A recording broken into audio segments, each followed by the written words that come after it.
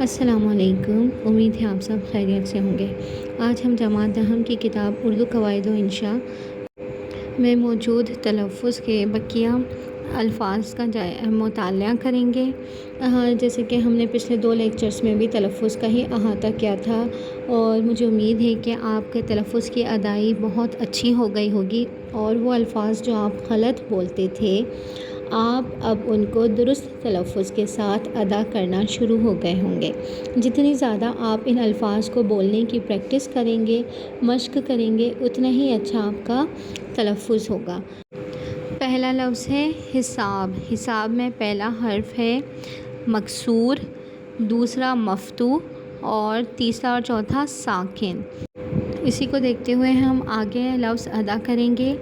کتاب، بساط، علاج، مزاج، جہاد، خلاف، فراق، وصال، قیام، نکات، صفات۔ آخری 2 لفظ نکتہ اور صفت کی جمع ہیں۔ اس کے بعد ہے مختلف۔ مختلف میں پہلا لفظ ہے مضموم، دوسرا ساکن، تیسرا مفتوح، چوتھا مکسور اور پانچواں ساکن۔ جیسے معترض، مشتعل، منتظر معنی انتظار کرنے والا، ملتمس، معتقد، منتشر، معترف۔ پھر ہے لفظ معطر۔ معطر میں دیکھیں ایک لفظ مشدد بھی ہے، وہ کون سا لفظ ہے؟ توئیں۔ توئیں حرف مشدد ہے جس پر مفتوح کے ساتھ مشدد آ رہی ہے۔ پہلا مضموم، دوسرا مفتوح، تیسرا مشدد۔ اب ہم اس کو دیکھتے ہوئے پڑھیں گے۔ مکرم، مفصل، مقدر، مثلث، مہذب، مروج، مقدس، مدلل، مخفف۔ اب ہمارے پاس لفظ ہے محبوب۔ درست تلفظ ہے محبوب۔ میم مفتوح، ہے ساکن، بے مضموم، واو اور بے ساکن۔ اب اس کو دیکھتے ہوئے ہم آگے لفظ ادا کریں گے۔ مغلوب، مفتوح، مجروح، مذکور، محسوس، معقول، مقبول، مضمون، موجود، مفقود۔ اب ہمارے پاس لفظ ہے محترم۔ بہت سے لوگ بولتے ہیں محترم، یعنی تے کو بھی ساکن کر دیتے ہیں، تو درست تلفظ کیا ہے؟ محترم۔ محترم کو دیکھتے ہوئے ہم پڑھیں گے۔